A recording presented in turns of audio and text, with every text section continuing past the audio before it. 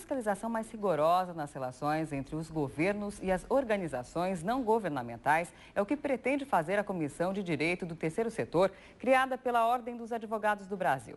Quem começa o dia com a gente é o presidente dessa comissão, o advogado Gustavo Justino de Oliveira. Ele é doutor em Direito do Estado e durante 14 anos foi procurador do Estado do Paraná. Bom dia. Bom dia. Por que a OAB criou essa comissão?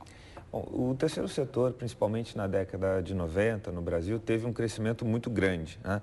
Hoje se fala em mais ou menos 300 mil ONGs, né? Ou seja, são entidades privadas, sem fins lucrativos, né? E esse crescimento foi muito desordenado, né?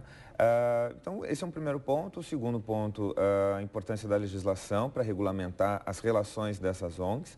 A legislação brasileira, vamos dizer assim, existem leis muito antigas, da década de 30, então já estariam defasadas em relação ao que nós temos hoje como realidade das atividades do terceiro setor, e é uma legislação muito nova também. Então, tanto a antiga quanto a nova, elas são desconhecidas. E aí é um trabalho que a OAB do Paraná, que é a segunda OAB a criar uma comissão de direito do terceiro setor no Brasil, pretende até ter um caráter pedagógico, ou seja, demonstrar e fazer uma interpretação dessa legislação, né? Principalmente para as ONGs.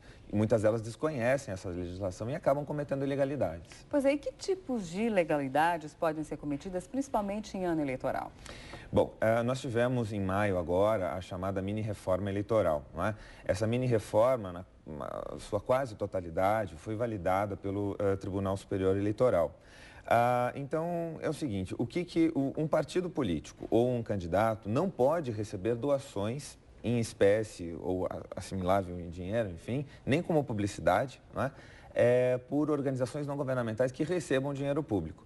Isso, infelizmente, já foi detectado em vários momentos até da nossa recente história política, vamos chamar, da mais recente história política, e envolve principalmente abastecimento de caixa 2. Não é? Então, o que acontece? O candidato, o partido, tem que ter uma conta específica. Nessa conta específica tem que ser relacionados, né, elencados todas as entradas, né, e somente esse dinheiro pode ser utilizado para pagamento das despesas com a campanha. Né? Então, o que acontecia? Muitas ONGs acabavam recebendo dinheiro público e depois retornavam esse dinheiro público como caixa 2, obviamente isso não constava nesta conta, né, para financiar, vamos dizer assim, campanhas infelizmente, de políticos, né, que a elas destinaram dinheiro. Então era algo bastante ilegal, mas isso já era tido como, esse é um ponto importante a gente falar, como ilegalidade. Só que no Brasil, vamos dizer assim, aspectos que não estão previstos explicitamente, principalmente na questão eleitoral, né, na legislação, não são, vamos dizer assim, cobrados, né, como se não houvesse uma proibição. Mas se não há na lei, existe o princípio da moralidade. Né? Então, o princípio da moralidade, ele já veda esse tipo de transação, que é uma transação totalmente ilícita. Mais ou menos como o caso do nepotismo. Do nepotismo. Né? Para que toda essa discussão em relação ao nepotismo, se o princípio da moralidade está escrito na Constituição Federal e na Constituição Estadual? Uhum. E essa questão aí dessa relação entre ONGs, ONGs e governo, e até a certo ponto a relação que não deve acontecer, é antiga, né? Você estava me falando da CPI dos anões. Sim, infelizmente. Assim, o que vem acontecendo são muitos escândalos, né, hoje. Isso reforçou, vamos dizer, a própria edição desta lei, que hoje é chamada, né, de mini-reforma eleitoral.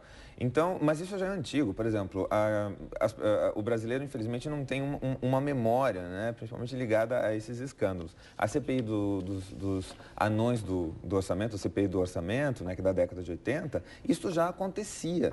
Não é? Políticos, deputados federais, senadores, faziam, vamos dizer assim, transferência de recursos públicos para algumas ONGs e essas ONGs financiavam suas campanhas.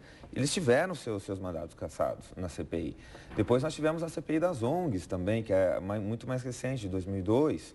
Nessa CPI das ONGs foi constatado que várias organizações não governamentais recebiam dinheiro do exterior para fazer, por exemplo, extrativismo ilegal na Amazônia. Então, e também envolvendo políticos e tudo mais. Então, isso efetivamente são focos de corrupção.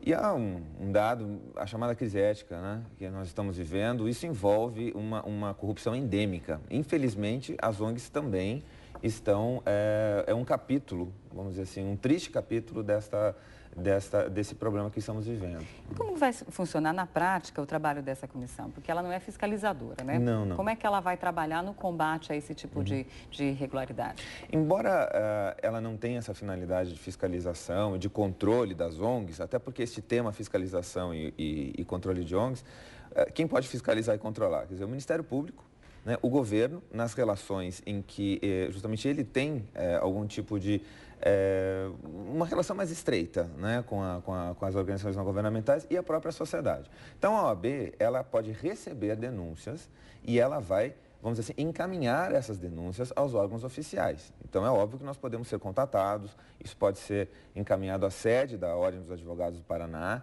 não é? No setor de comissões. E dali, então, nós vamos dizer, encaminhar estas denúncias, desde que também comprovadas, né, não sejam anônimas e tudo mais, aos órgãos competentes. E vocês esperam muitas denúncias esse ano? Esperamos não receber, mas se recebermos, estamos preparados para agir. Qual que é o encaminhamento? Essas denúncias são encaminhadas ao Ministério Público? Sim, ao Ministério Público, dependendo do próprio Tribunal de Contas, não é?